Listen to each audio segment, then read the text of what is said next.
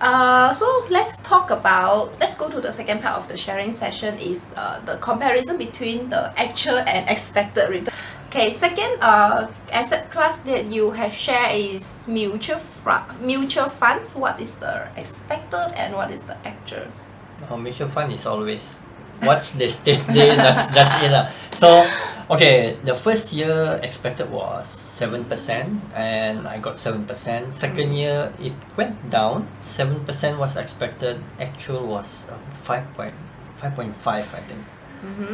So it gets lower lah. Then now this year is 3.5, so it's even lower. Also lower than expected. This year meaning 2020 lah, right? 2020. Exceptional year. So basically other than ASB, other mutual funds is also, they are always saying they can get up to 8% per annum. Up to means anything, right? So especially anything when up to that I mean that's because like they up to are 7%, so it can be 3%, 2% yes.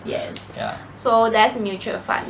So other than this, according to historical funds, right, there are funds that can really perform very well, like 30% per annum after 20 years. There are also funds that even make losses negative 20% over 20 years. So honestly speaking, there is no certainty that you will get that return because this is the risk. But luckily it's a fixed price mutual fund, so at least you are capital guarantee. Let's go to the next asset class that you have a stake in, probably stock market. So as I say, the overall stock market is still giving a positive return if you start investing last year, so lucky. And also if you start investing this year, you are still able to make a positive return. Last year the S&P is like close to 20% if you invest at the down point in 20%. March, or if you invest every month, you still make a gain. Means every month you get your salary, you invest, it's still more than 10% in just S&P 500. But in single stocks, good stock is like Facebook. It has been increasing very steadily, about 20%. But for Alibaba, if you invest this year, that will be like down 10%. So okay, a take for Alibaba, right? Is, you see if you invest in certain individual stocks, right, even though how good the stock is, like the stock on return, their revenue, their profits are super good, and then they have a lot of cash flow, but once some weird news come out, like the China regulator, what is that? Alibaba was fined because they were fined. a very huge fine, as you can see in my previous video. That's why their net profit turned into a net loss. So what we can wait and see is their next quarter performance, but they're still making a lot of revenue because people do online shopping. So okay, this is not an advice to buy, but do your due diligence. It's just that now is the best time to purchase that stock because in last quarter they make loss because of the fine. One-off fine it's only one-off. Okay, so next quarter it's not gonna be any fine yet. We don't know. But yet there is no news of a fine for now. So there's a very high chance they're going to have like bombastic revenue and positive cash flow and everything. So once they announce that, the stock price would eventually go up. We don't know. Might high chance to go up. High probability. Not advice, not financial advice, but so other than that, if you look at Tesla, if you just buy it this year, also a bit is going down, turn and fluctuating every day because of some news. So in the beginning of the year is about the manufacturing bottleneck, and now there's a lot of news about Elon Musk. So it's like a key man risk on him. He's so famous. Because when he start to tweet about cryptocurrency, Bitcoin, and whatnot, then once the other news outlets talk bad about him, say that Bitcoin is unsustainable or stuff like that, and then he also start to like, oh, I'm not going to invest in Bitcoin or something like that. So when the news go up and down like this, it's not really good on the stock price. To me, both agree that Tesla is humongously overvalued. It's really overvalued compared to other stock in the range lah. In terms of like, okay, not talking about electric cars, only electric cars. I'm talking about like Ford or the normal car makers, Ford, Toyota, Yep. Honda, Of course. all this. Yep. Yeah, it's really overvalued compared to other car makers. I just don't know why the stock keep going up, but yeah, cheers to you, chicken genius. That is, they have been making net losses for the past few years, but when they make net profit, then they can go into the S&P 500 because they satisfy the criteria. So it's like unexpected. Is it expected? I don't know. They're doing good in sales last year. Yeah, but just one or how many times they went into profit? Please look at the annual report. It's just last year.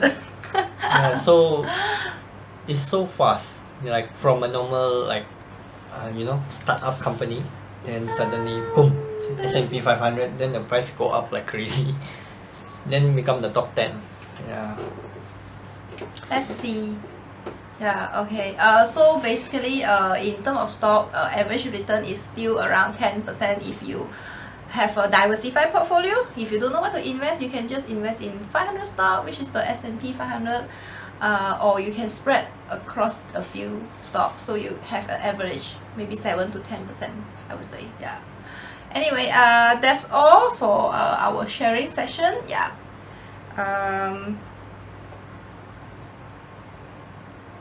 Why? Yep. Why you stun this? So when we invest, we should be realistic with the expected return.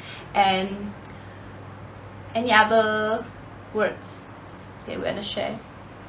Any strategy? Yeah lah. Maybe we should like categorize like expected returns, basically from the most speculative up to the most like, yeah, you can achieve this. Or maybe from the least speculative. Least speculative cash. Fixed deposit. Yeah, I mean other than cash is cash lah, but fixed deposit would be, it depend on the country, depend on the interest rate of the country. So like Singapore 2%, Malaysia 4%. So you can always expect like the returns would be around the inflation rate of that country itself. Yeah. Okay, it's a bit slightly lower or slightly higher, so it can be like that. Then you move on to mutual funds. Yeah, mutual funds. Yes. Mutual funds, like mutual funds, because it's a diversified portfolio already. The problem with mutual funds is that they have fund manager fees, management fees or whatever they call it. So there is one sales charge, I believe. There's a lot of charges lah. So when you buy into mutual fund, you always have a lower expected return than the index fund. So it's a diversified portfolio that is managed by managers, and that's why when you get charged by the sales or the whatever fees, it becomes a bit lower. So I think it cannot say like always lower than the index fund. There are still funds that outperform, so the probability is lower. Yeah, probability to outperform is lower lah. Yeah. So after mutual funds, then we go into index funds. So index funds is the most stable, I could say, because you just basically you buying into the market lah. You're buying into all the stocks that are within a certain market. So and usually if you buy so many stocks, you're basically buying the country. For example, S&P 500 is the US, US country. Singapore Straits Times Index. Yeah, Straits Times Index is only 30 companies lah. So they are also index fund that buys the whole world, right? MSCI Global Index, something like that. And QQQ, they focus on the technology stocks in the US. So to me, if you want to be diversified, just buy the one that has the most cover on all industries of that particular country or all industries of the world lah. Okay, so after index fund is what? property when you are ready. Okay. No, should be stocks lah. Right. Stocks can get. Yeah, stock is easier. Yeah, stock. I mean, because most of us don't have that amount of cash, right? A lot of capital, so that's why we tend to put our money in more liquid products lah, like mutual funds or stocks or index funds. So I understand.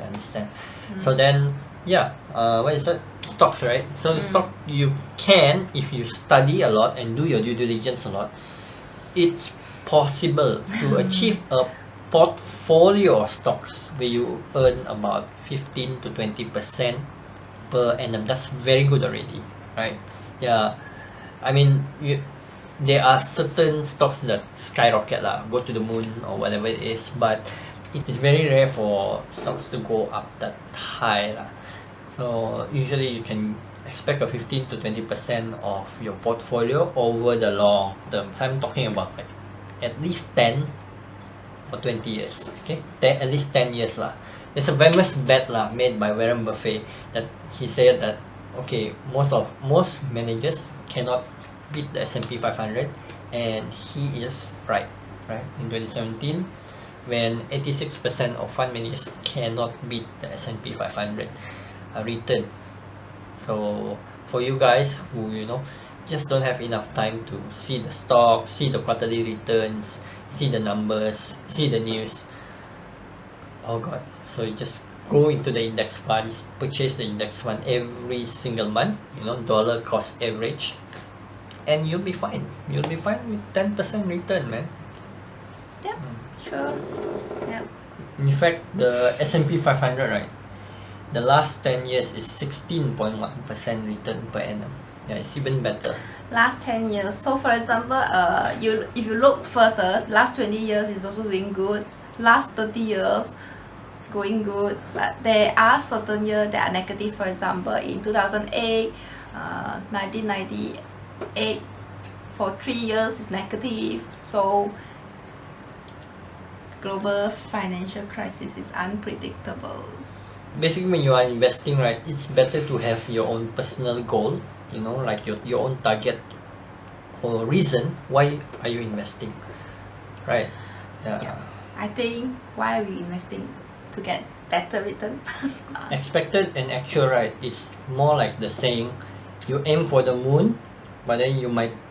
But you steal my quote. Yeah. What? Then you may land on the stars. On the stars, yeah. So expected and actual is almost like that. I mean, you might not get the best lah, but then you still get returns. Okay lah, as I say, don't put all your eggs in one basket, into different baskets. So when this basket drop, you can still have others to survive. Yeah, exactly. Yeah, so okay, I think that's enough. If you have any question, please comment below. We will try to answer you. And if you have any topics that we wish